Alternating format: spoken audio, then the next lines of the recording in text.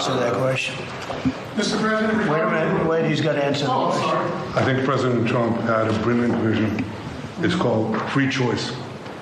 You know, if people want to stay, they can stay.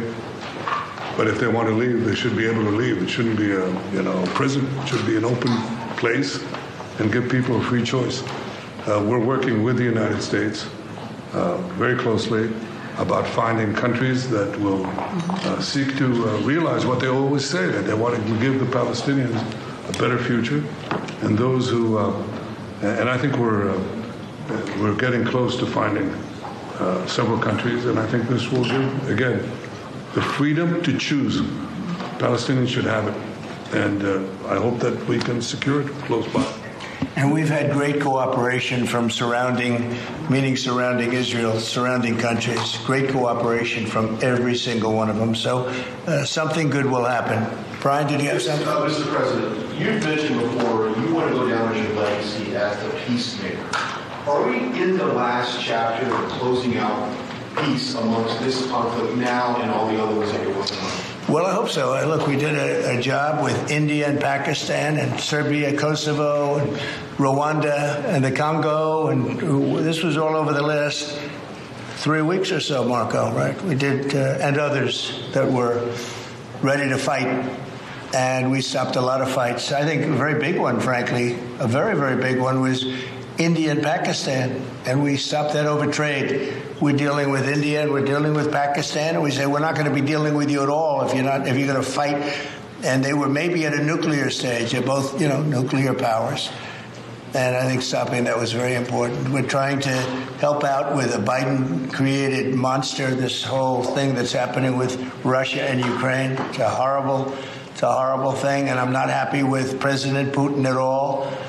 But this is something that would have never happened if I were president. This was a war that was never going to happen. Go ahead, Brian. I was just going to say, how would you address your critics that in the election they said that you would cause the next World War III, when in fact you're solving all the problems? I'm stopping wars. And I hate to see people killed. Like, as an example, Ukraine and Russia, they're not Americans there being killed. They're not Israeli that are being killed. These are all Russians and all Ukrainians. But it's 5,000, maybe 7,000 last week, 7,500 last week, mostly soldiers. But people in towns and cities that are getting hit. But mostly death is mostly soldiers. Now, so they don't come from here, but it's 7,000 last week souls. And if I can stop that, they have parents and they have sisters and brothers and getting married and who knows, they're just people, but they're souls. And if I can stop a war, because I have an ability to do so, I'm disappointed, frankly, that President Putin hasn't stopped. I'm not happy about it either. Mr. President, on the Iran talks, can you say if you've scheduled the next round of Iran talks, and then also on strike? We have scheduled Iran talks, and they want to talk. They took a big drubbing, I think, when we hit the 3 sites. Really, I would say the 3 sites, not just the one. The one was a big one, and it was deep in granite, and it was obliterated. It turned out the Atomic Energy Commission said it is obliterated. I would just want to take our hats off to those incredible flyers, the people that flew that big machine, and frankly, the mechanics and everybody else. I mean, they had zero. They flew for 37 hours with zero problem mechanically. I mean, when you think in carrying the biggest bombs ever, the biggest bombs that we've ever dropped on anybody, when you think, non-nuclear, and we want to keep it non-nuclear, by the way. But they did a phenomenal job. It was an amazing job, and I think I was talking to Bibi about it before, that was the very beginning of the end. It ended very quickly after that. I don't want to say what it reminded me of, but if you go back a long time ago, it reminded people of a certain other event, and Harry Truman's picture is now in the lobby, in a nice location in the lobby where it should have been, but that stopped a lot of fighting. And this stopped a lot of fighting. When that happened, it was a whole different ballgame. On future Iran strikes, what might make you have the desire to do another strike on Iran? Another what? Another strike on Iran. I hope we're not going to have to do that. I can't imagine wanting to do that. I can't imagine them wanting to do it. They want to meet. They want to meet. They want to work something out. No, they're different. They're very different now than they were 2 weeks ago. Is there a date yet for the Iran talks or a city? Do you know when and where the next round of Iran talks will be? Well, I can tell you. I'd rather not say, but you'll be reading about it tomorrow or seeing it tomorrow. Mr. President, what is the holdup currently in a ceasefire with Hamas? In which? In the ceasefire between Israel and Hamas, what's currently the holdup? I don't think there is a holdup.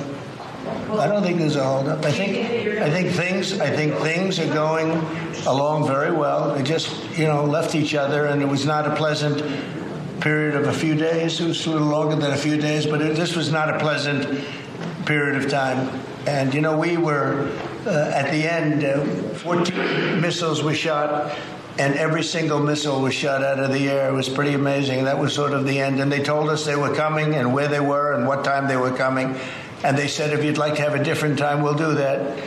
And that's respect when they do that. I appreciated that they did that. There was no surprise. We got the soldiers out of the base in Qatar, in this case. But they knew they were coming. 14 missiles were coming. 1 o'clock, they said, would you like to make it later?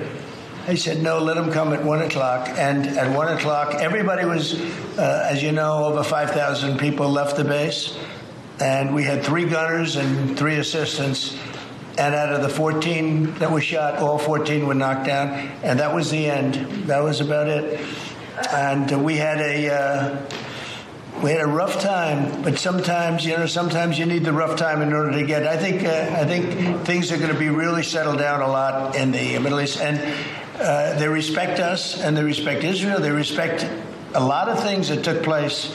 Nobody's ever seen equipment like what we sent over to knock out those sites.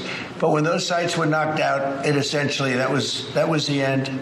Do you think that there can be a 2-state solution that creates an independent? I don't know. I'd ask Bibi that question. You have the greatest man in the world to answer that age-old question, 2-state. Go ahead. You give him your honest answer.